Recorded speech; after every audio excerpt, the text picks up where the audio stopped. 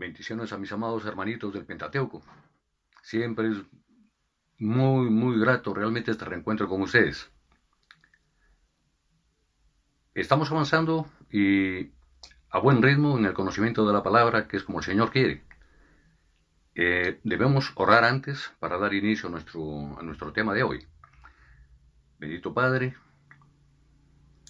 amadísimo Jehová, te damos gracias, Señor, por lo que has proveído en esta semana última para nosotros, para nuestro bien, por tus cuidados, por tu gratitud, por tu gran amor. Te pedimos hoy nuevamente, Señor, por medio de tu Espíritu Santo, queremos que Él sea el guía en esta tarde para tomar conocimiento de estos temas finales de nuestro estudio del Pentateuco. Señor, bendice a mis amados hermanitos, tú conoces sus corazones, son las ovejas de tu prado, Señor, que tú me las has dado para el discipulado, y quiero que me ilumines también, Señor, para llevarle sana doctrina como corresponde, Señor. Provee para nuestros días, líbranos de toda adversidad. Amén. Amén, Señor. Bien, hermanitos, entonces, decía hace un momento que estamos en buen compás y por razones de tiempo vamos a ir directo al grano. Recuerden ustedes, hoy ya estamos en la lección número 10. Por supuesto, en la lección anterior hemos abordado los temas de las tres primeras ciudades que fueron bautizados con esos nombres al salir del Sinaí, a poco de salir del Sinaí, que la primera de ellas es Tabera, ¿no es cierto?, que significa fuego ardiente, ¿no es cierto?, o castigo ardiente. Y ya sabemos que el significado de esto es porque, bueno, empezó nuevamente las quejas y el Señor mandó fuego, pero a un costado del campamento. Muy bien, como advertencia severa. Luego pasamos a Tabera, ¿no es cierto? Pasamos de Tabera a Kibrot. Kibrot, Bataba, viene a ser lo que se ha intitulado codornices amontonadas, porque querían, pues ya sabemos, regresar a eso de Egipto, querían ya comer carne, y ahí tuvieron codornices, pero con los propósitos del Señor, por supuesto, ¿no es cierto? Bueno, en este caso, en el de Kibrot, fue un propósito, pero contra la voluntad realmente del Señor. Y en este tercer lugar, que es la ciudad, la última que hemos abordado, que ha referido a Acerot, ¿no es cierto?, con el título de contaminación apartada, referido bueno, pues a la sublevación de Aarón y especialmente de María, las hermanas de Moisés, por el liderazgo de Moisés, ¿no es cierto?, lo enrostrándole las esposas egipcias que había tenido, o que tenía en ese momento. Ese es el celo, ¿no es cierto?, por la autoridad. Pero la autoridad es la que la da Dios. Bueno, no nos quedemos ahí.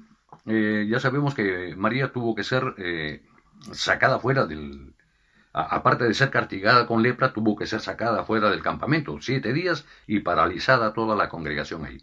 Muy bien, ahí fue nuestro último tema. Hoy entramos al cuarto tema, que es el tema de Cades, que tiene una importancia, por eso es que se ha separado así, porque esto reviste una importancia tremenda. Aquí hay mucha simbología, aquí hay respecto al Mesías, y es por esas razones que se ha tomado como un tema aparte, ¿no es cierto? Recuerden ustedes entonces que ya saliendo de Acerot, ¿no es cierto?, van avanzando por el desierto de Parán y llegan a un lugar que se conoce como Cades. Muy bien, este Cades está ubicado precisamente ahí en la frontera sur de Canaán, al sur de Canaán. Canaán, ya les recuerdo siempre que Canaán es el nombre de Palestina o del actual Israel. Tiene esos tres nombres. El más antiguo es Canaán, luego Palestina, porque el nombre de Palestina fue como consecuencia de la conquista de los romanos a esos territorios. Entonces le impusieron ese nombre de humillación de Palestina, porque se llamaba originalmente Canaán, y los enemigos o la tribu que más perseguía a los cananeos de esa época eran justamente los filisteos. Y el nombre de humillación se desprende de ahí. Filistina le pusieron al actual Israel. Con los cambios que hay de idiomas y estas cosas, para nosotros llega como Palestina. Y es así como se le conoció durante un tiempo. Hoy es el país de Israel. Muy bien. Entonces tenemos aquí, hermanos, que la ubicación, ¿no? Decíamos que Cádiz está ubicado en la frontera sur de Canaán, o de Palestina. Ellos realmente debieron entrar en el segundo año ya de la salida de Egipto a esas tierras, a las tierras de promesa. Pero, conforme al plan divino, pero por la porfía, la rebelión que fue su constante conducta en el caminar, realmente Dios los castigó y tuvieron que pasar 40 años caminando en todo el entorno de este lugar conocido como Cádiz. Miren ustedes. Entonces, los eventos que tenemos que tocar aquí en este tema de Cádiz son 7. Unos eventos ocurrieron, obviamente, a la llegada a este lugar llamado Cádiz, y 3 eventos a la hora de la partida o salida. Vamos a tocar primero, así muy ligeramente, sobre los eventos de la llegada, referido a los espías en Canaán. Moisés efectivamente envió y seleccionó a uno de los más expertos y ávidos jóvenes de cada tribu, ¿no es cierto?, para que fueran en calidad de espías. Era un contingente, era de avanzada, para ir a ver cómo estaba más o menos, cuál era el ambiente, cómo estaban de armados los probables contendores. Y ocurre que entre ese grupo escogido de 12 miembros, habían 2 de ellos, uno de ellos de nombre originario Oseas, que era de la tribu de Efraín, pero que Moisés lo bautizó como Josué. Y el otro joven, Caleb, ¿no es cierto?, que procedía de la tribu de Judá. Entonces, ¿qué ocurre? Cuando se acercaron ahí por la zona montañosa del Negev, llegaron a un lugar llamado Rehob, y de inmediato a otro lugar cercano llamado Hebrón, que es ahí donde Dios prometió a Abraham que le daría esa tierra, la tierra prometida. Y es ahí donde Abraham, históricamente, como hemos visto en la Biblia, compró un territorio ahí para enterrar a sus restos. Ahí estaba enterrado justamente Sara, y estaba el mismo Abraham. Entonces eso tenía un significado muy importante para ellos. Muy bien. Entonces, bueno, ya hemos identificado a 2 de estos 12 jóvenes. Ocurre que llegaron a la frontera y los únicos que realmente trajeron noticias alentadoras fueron los 2, Josué y Caleb. Dijeron, bueno, confiados, por supuesto, en ese nivel de identidad con Dios, dijeron, bueno, sí podemos dar batalla y sí podemos tomar las tierras. En cambio, el grupo de los otros 10 vinieron con noticias desalentadoras. Habían visto gigantes ahí y dijeron que era imposible, que mejor era retornar no ingresar y retornar simplemente a Egipto. Entonces, hay 2 grupos totalmente definidos ahí. El Señor, obviamente, toma medidas, ¿no es cierto?, porque se armó una gran revuelta por esta situación, de que unos querían y otros no querían, y finalmente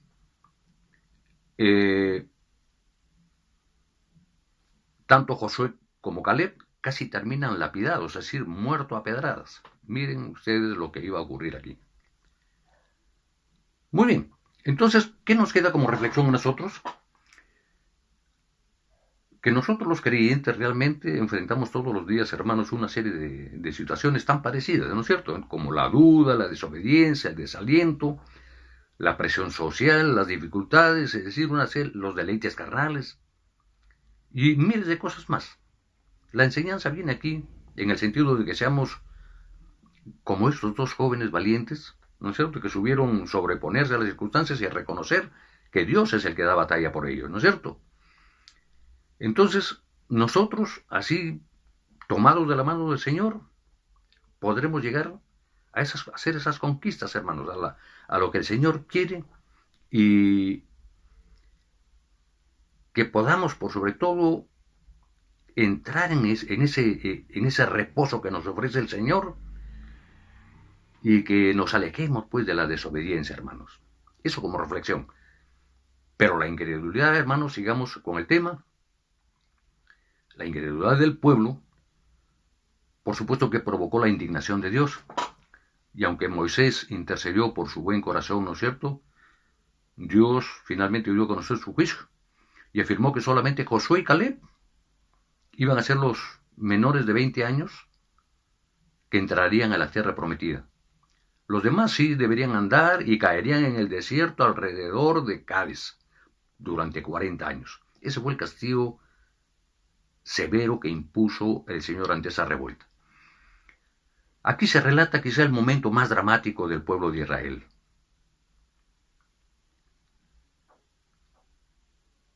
Porque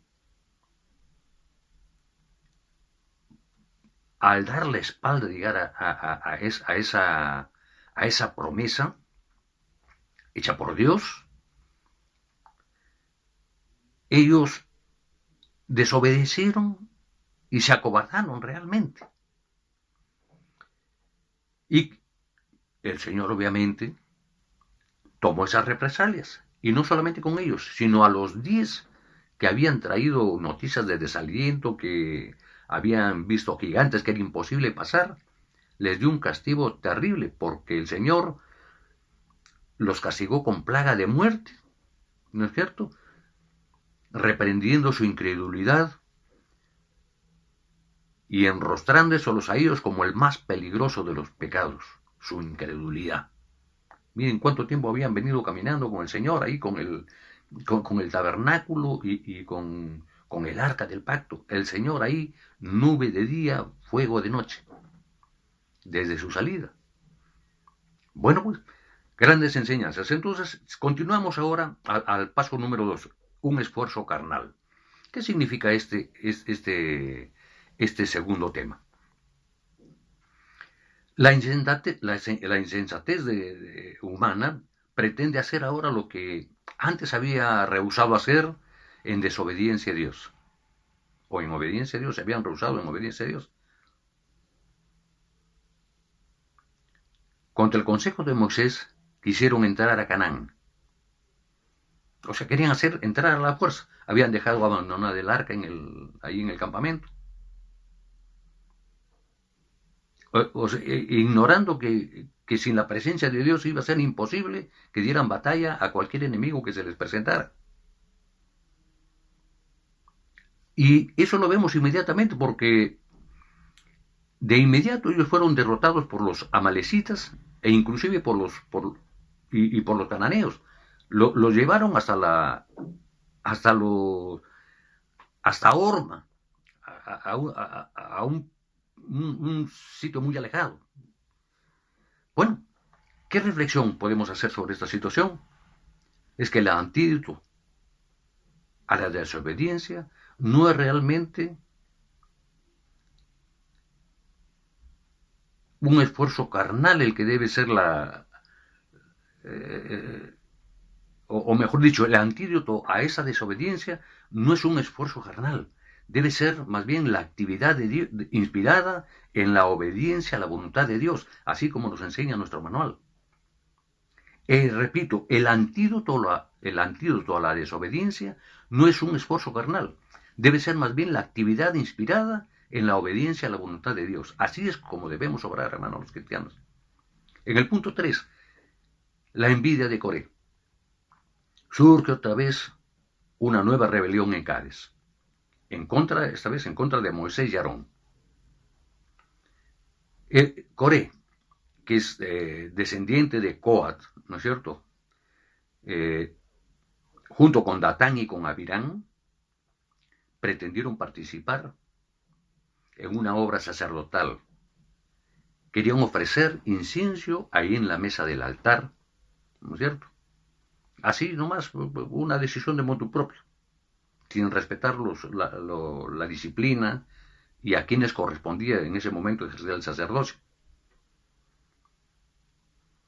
Instaron inclusive a 250 príncipes a que los acompañaran a ese acto. Dios obviamente castiga la osadía de ellos, ¿no es cierto? Y la tierra se abrió y tragó vivos con sus casas a los 3 hermanos. Luego salió fuego de Dios y consumió a los 250 príncipes, así es el relato bíblico. Eleazar, el sucesor de Aarón, tomó los inciensos que habían llevado esos 3 hermanos y los metió al crisol y con ellos hizo láminas, que viene a ser una especie de calamina, y con eso cubrió el tabernáculo, ¿no es cierto? Donde estaba la carpa del tabernáculo. Muy bien. En el siguiente paso tenemos el tema de la elección de Aarón. Ya sabemos que no obstante la misericordia de Dios, insistieron en sus quejas, que es la madre de la rebelión precisamente. Dios los aceptó con plaga y Moisés ordenó a Aarón que llevara un incenciario y se postrara ahí, o se ubicara, mejor dicho, entre los muertos y los vivos. En ese momento Dios confirmó la autoridad o el ministerio del sacerdocio en la familia de Aarón, que son los levitas precisamente. Recordemos que aquí ocurre un hecho especial. Cada miembro de cada tribu debía tomar una vara y escribir ahí el nombre de su tribu, ¿no es cierto? Entonces Dios pidió que las pusieran en determinado lugar y al día siguiente la vara que había crecido, el Señor tomaría esa vara para identificar a quién iba a dar la autoridad. Y ocurrió así, al siguiente día fueron y la vara que había crecido fue la vara de Aarón precisamente. El Señor ahí lo reconfirma para que el pueblo, delante del pueblo, sintiera la autoridad para tratar de aplacar esas constantes rebeliones. Muy bien, el punto quinto es el entierro de María. Ya recordamos, por supuesto, que la palabra clave para esto es 40 años, ¿no es cierto? Referido a Cades. Cades es 40 años. Después de este largo periodo realmente en el desierto, los israelitas se reunieron otra vez en Cades. Muchos habían muerto, según lo anunciado por Dios, por supuesto. Y de los pocos, o sea, ya del remanente, de los pocos que habían quedado de esa larga caminata por el desierto, estaba María, por supuesto, y le llegó su momento y murió. Pasamos al punto sexto, que es el enojo de Moisés.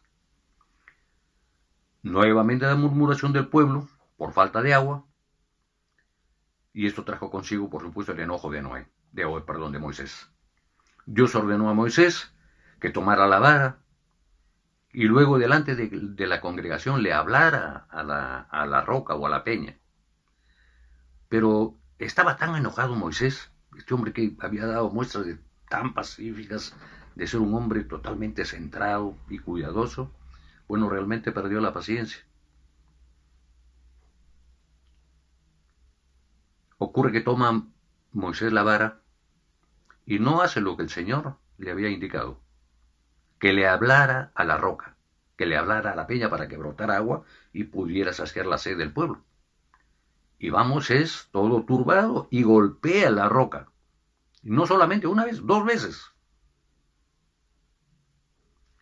Es decir, 2 veces en un solo acto. Miren que ya antes, cuando finalizó el viaje recuerden ustedes, desde Egipto al octavo sitio, a Refidim, golpeó también la roca. Bueno, el Señor toma inmediatamente represalias sobre Moisés. Y ante esta actitud, por su incredulidad, Dios le advirtió que tampoco entraría a la tierra prometida. Pero claro, nos parecería un absurdo, tremendo castigo para Moisés, que es el hombre que está guiando físicamente ahí al pueblo de Dios. Pero realmente aquí lo que se pierde es algo muy valioso. ¿Qué es lo que se pierde por esta circunstancia?